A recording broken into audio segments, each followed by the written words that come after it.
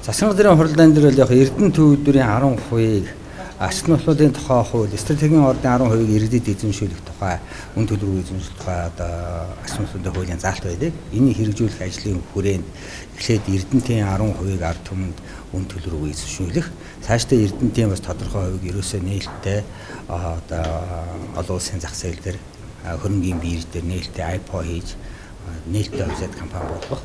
За энэ компани засаглалыг сайжруулах, олон нийтийн оролцоо хяналтыг сайжруулах зорилготойгоор 10%-ийг одоо иргэдэд эхний очоод 10%. За энэ асуудлыг хэрэгжүүлэхдээ яг одоо улсын хурлаар орно.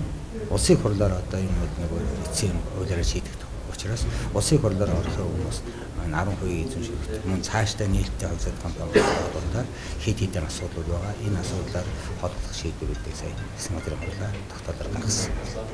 За энэ дээр ямар асуудлууд байна гэхээр эхний очоод ашиг нөхцөлийн хуулийн стратегийн ордын 10%-ийг ард иргэдийн төлбөрөөр эзэмшүүлнэ гэдгийг хэрэгжүүлье. Эрдэнэтээс эхэлж байгаа учраас нэгвэл энэ томоохон одоо төрөмж төлөвлөрийн газруудыг ер нь цаашдаа засгийн газар улсын хурл засгийн газраас бол нээлттэй офсет компани шийдвэрийг хөрөнгөний биржээр хувьцааг ард иргэдтэй олон нийтэд зарыг төрийн одоо хэтэрхий хяналтанд байлгах нөгөө шахаа хийдэг өөрснөө сайн дураараа захирлаа томилдог өөрснөө сайн дураараа одоо үн төлбөрөөр төлсөй мөнгөөр тавуулдаг гэсэн энэ шүүмжлэлс гарахын тулд ер нь Монголын засгийн газраас Монгол засгийн газраас яг хувьцаат компани хэлбэрээр шийдвэрлэх бодлого чиглэл байгаа. За энэ асуудлын хүрээнд 18-аас 20 оны үн чөлөөт хөтөлбөр босруулж байна.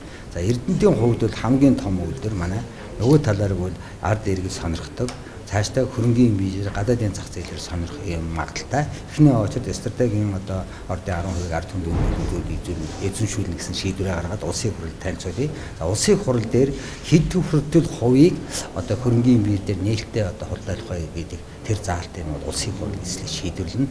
За энэ шийдвэрлэхийн өмнө яг үгээр Эрдэнэ төвөл дээр хөрөнгийг үнэлэх нийт одоо хөрөнгөний үнэлэх хөрөнгө дотроо бүлэг ордын үнэлгээ хөрөнгө байгууллагын үнэлгээ байгууллагын ирээдүйн одоо хөрөнгөний ирээдүйн одоо үнэлгээ гэж байдаг ирээдүйн засаглалын үнэлгээ гэдэг олон талын одоо конс гаргаж 7-8 төрлийн ажил хийн энэ бэлтгэл ажлыг хийж засгийн газраас оруулж засгийн газраас улсын хурлд танилцуулгаар ийм одоо шийдвэр гаргав. Тэр одоогоор бол тэрийг тогтоож болохгүй зүгээр урьдчилан тооцоо хийсэн. Гэтэ найруулагч ард түмэн тэрийг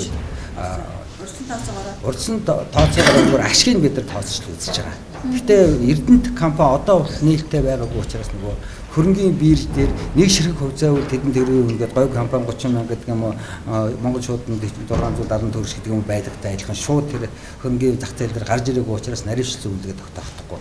Гэтэ ойрын сарын хугацаанд бол хөрөнгөний одоо үнэлгээний байгууллагад хийхээр хөрөнгөний үнэлчээд ирээдүйн одоо компанийн үнэлгээг нь хийчихээр энэ ширхэг хувьцааны үн буюу дундч үнэлгээ өөрөө тогтоогдож орж ирж энэ нь улсын засгийн газар улсын хурлаар танилцуулна.